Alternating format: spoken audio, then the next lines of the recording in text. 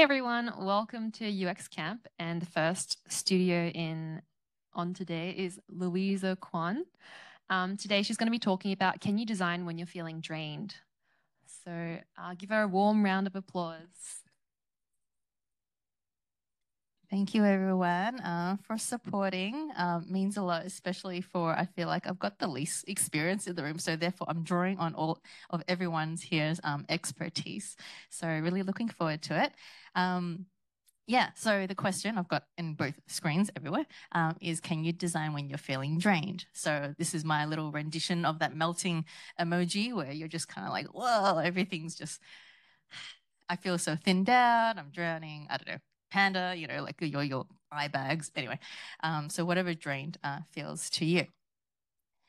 I thought I might just quickly sort of talk a little bit about myself, why I chose this topic and why it resonates with me.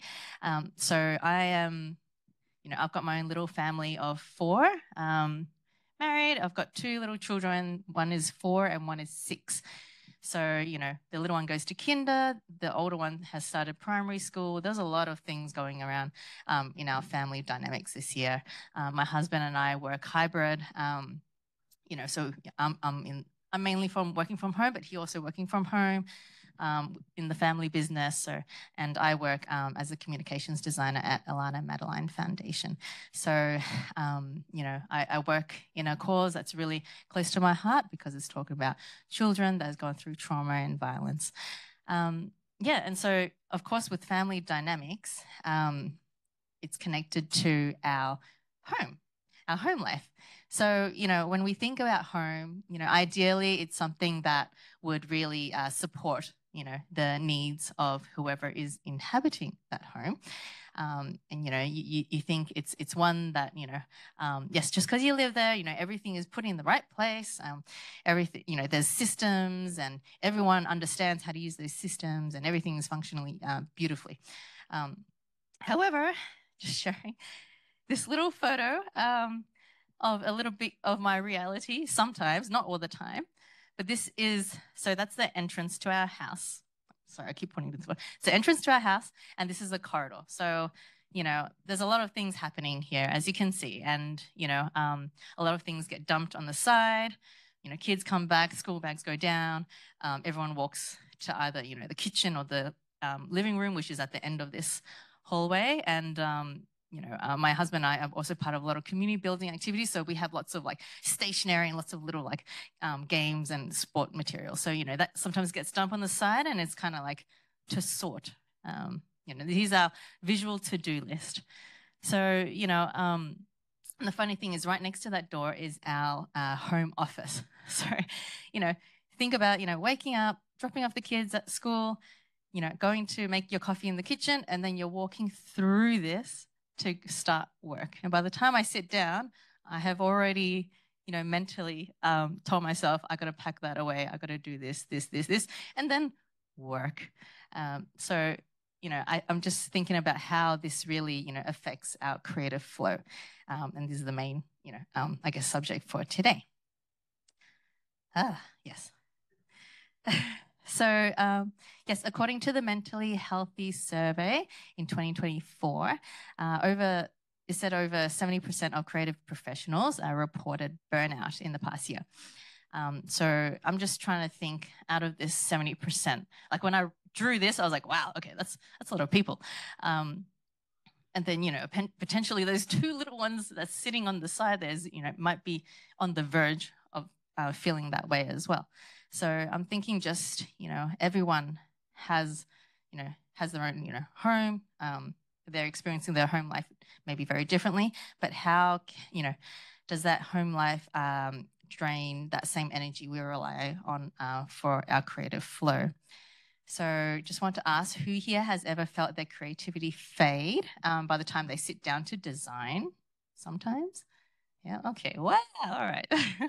We can put all of our little heads on those little people then. But yeah, I guess, you know, I wanted to approach this design like designers and redesign, you know, see how we can redesign our own environments for balance and creativity.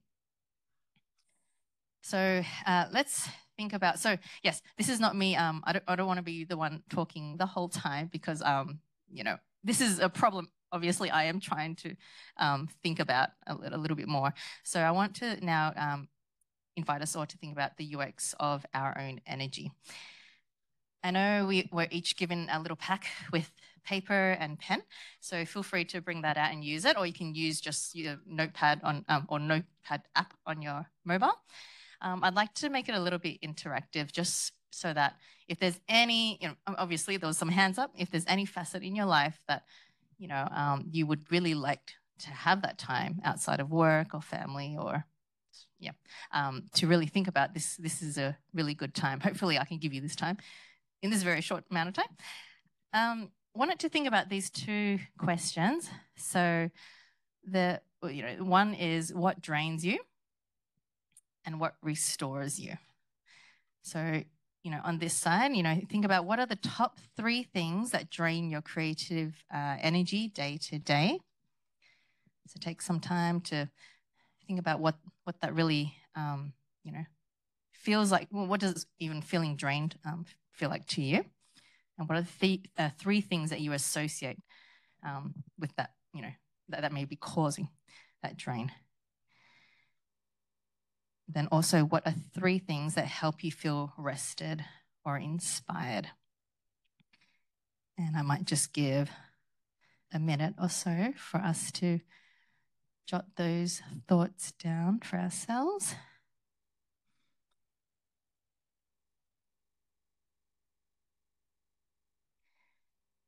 And hoping maybe I can have 1 or 2 share some insights after this minute, which will be great.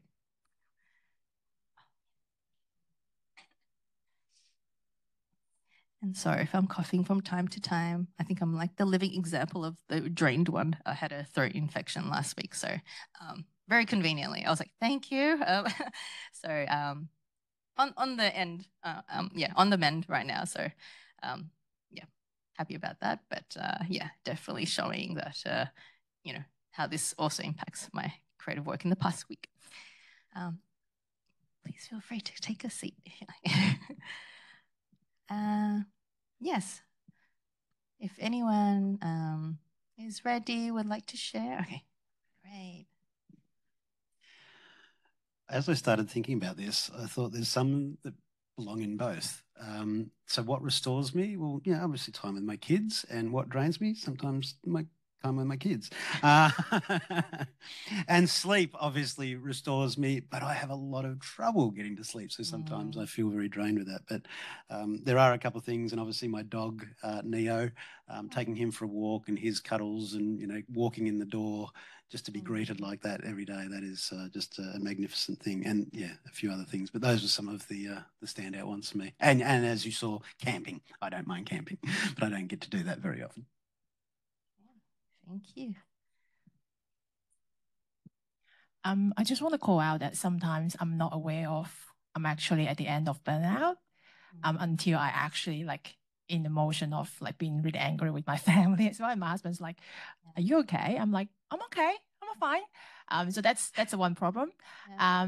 The other thing is what I feel like what helps me, because I'm such a planner. I like to plan things and schedule things.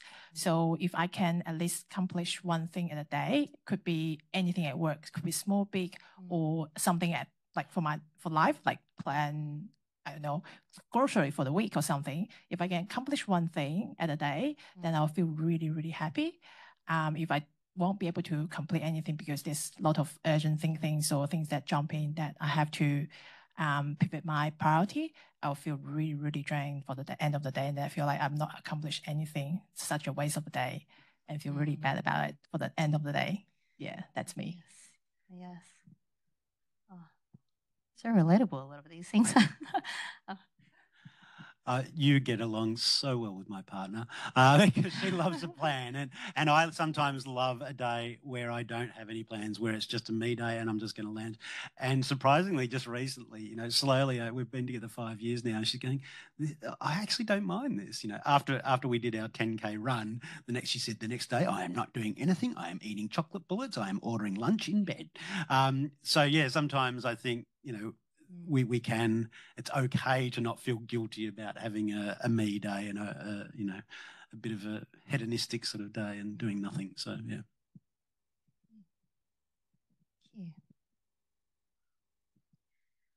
Something that came to mind as soon as I read the word drain was Slack notifications. Oh, yeah. I work in a very global team. My team is split across 6 countries, all 6 different time zones. So I live my life on Slack. It's all async, and that is incredibly draining. It's the only way we can work, but it's incredibly draining. And so something I did earlier this week was actually was in a part of the town where I could not possibly get reception. And I spent the whole day actually writing documentation. That actually restored my cup. I felt so in control.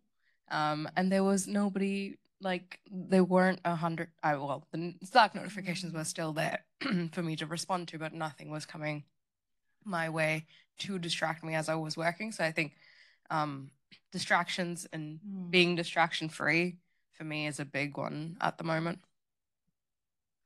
Okay, amazing. Thank you for the diversity. Oh, yes. We will have one more share and we'll move on to the next bit. Thank you. Hi, I'm Shruti.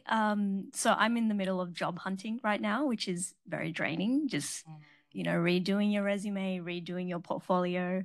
And then when you get rejected, it really drains you and unmotivates you to, be a designer. And I think what restores me is I go for a walk every day, just 30 minutes, and it just makes me feel so much better.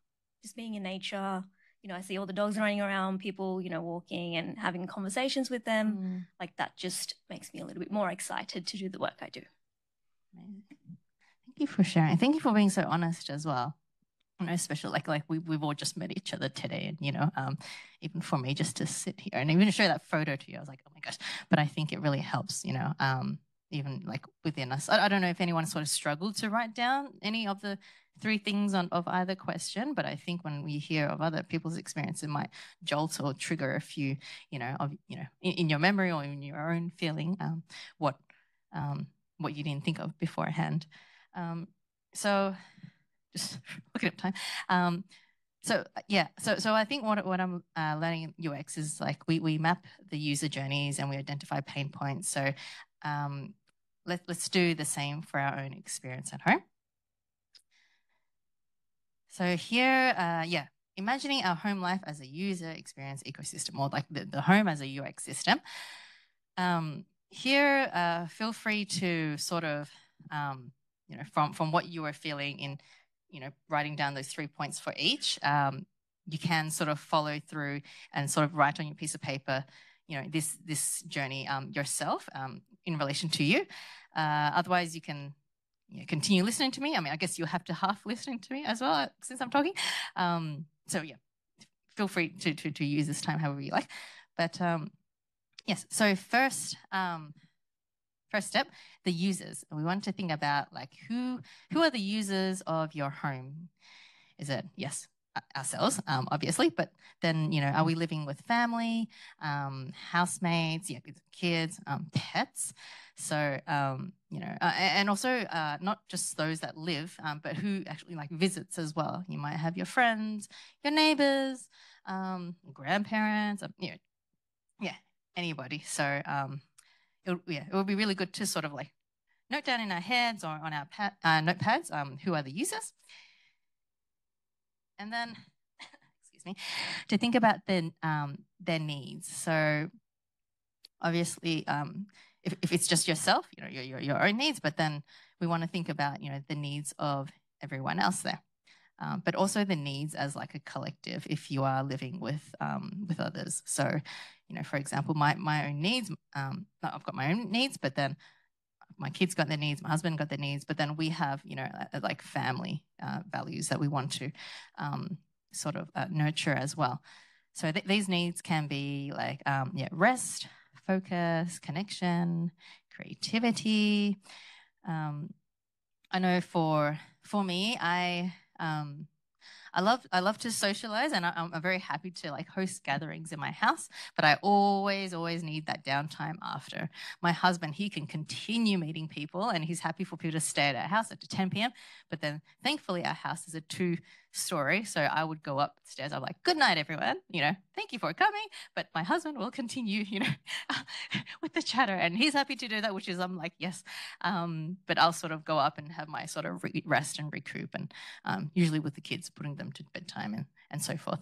So I really want to think about, individual needs and collective needs.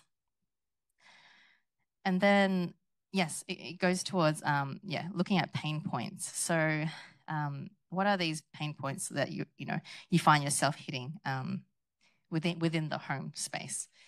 They can be interruptions to whatever you're doing. There could be the clutter, the visual clutter, as we saw in Exhibit A beforehand. In the invisible labor that's happening, but no one's sort of like seeing that, and the emotional load as well. So and it was interesting. I think I was doing the same pitch as rehearsing to my family last night, and I swear every single pain point that I had in my mind like came up as that happened. I was trying to pitch it to do this to my husband, and then I've got my kids coming in. Hey, Mom, hey, Dad. And I was just like, okay, yeah, you see this? Maybe this is not the best time to do it, but he's like, do it. You need some practice. I'm like, okay. And then, so I was like, okay, interruption. Then next thing you know, someone like opens up a thing of Lego and it's like, wow. And I'm like, oh, wow, yeah, okay, this is the stuff I know to then be like, okay, we got to clean this up later. So again, like little to-dos start to like pile up in my, in my mind. And anyway, I just remember when I did this, I was like, oh, it's all true. It's all coming up very, very obviously. And when we think of these 3 things, then it goes to the design opportunities. So, what comes up then, rather than, I also remember when creating this presentation, I sort of got stuck on pain points, and I was like talking to my manager, and she's like, okay, let's get over the pain part and really let's look at like what are the opportunities that come up. So, what does that look like in terms of your own home? And some examples could be, are there some certain rituals that can be set up within the home space? Are there shared systems? Are there, what does the physical zones look like in your house? And what are the supportive habits that can come along with it? So just like we test and iterate in UX, we can experiment with small changes at home to design flow instead of friction. So this part, okay, good for time. This part is where we come to the prototyping, and you can, if you like, speak to the person next to you, or if you're, or you can think about yourself. I want us to think about, prototyping peace, whatever peace looks like for you. It can be loud, or it can be very quiet. I'm not sure. Just looking at this question, if you could design one feature in your home or daily system that helps restore the creative flow, what would it be? Take this time to sort of think about, if there's anything that's sort of missing in your home or daily system that, you would really like to focus on, or, really need time to unpack for yourself. But I also want to use this time, do you know how much time we have left actually? 10 minutes, okay, perfect. Maybe as we all individually thinking about it, I just want to see or invite, is there anyone with an existing system that is already working at home? And I'd like to, invite friends to share that. Oh, yes, Oscar.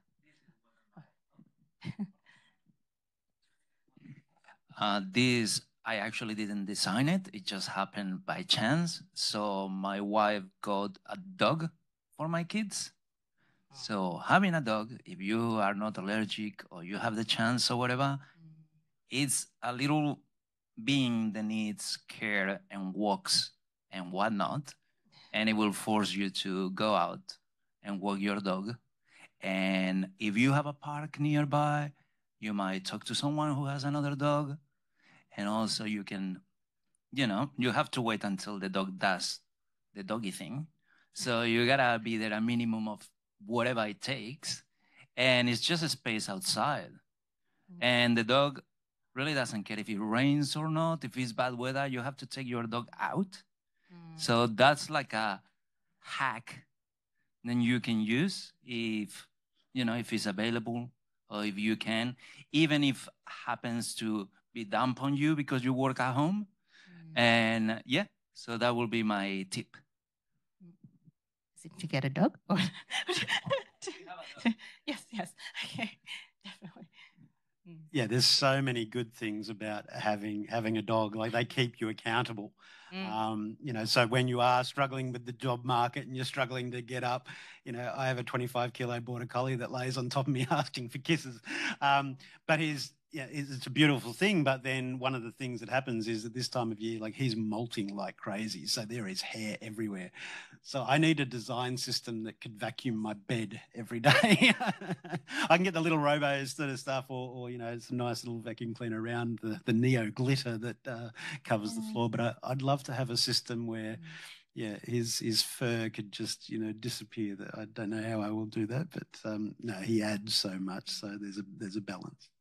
Well, I was lucky enough that my wife had experience with dogs, and she got a half poodle, which they don't shed.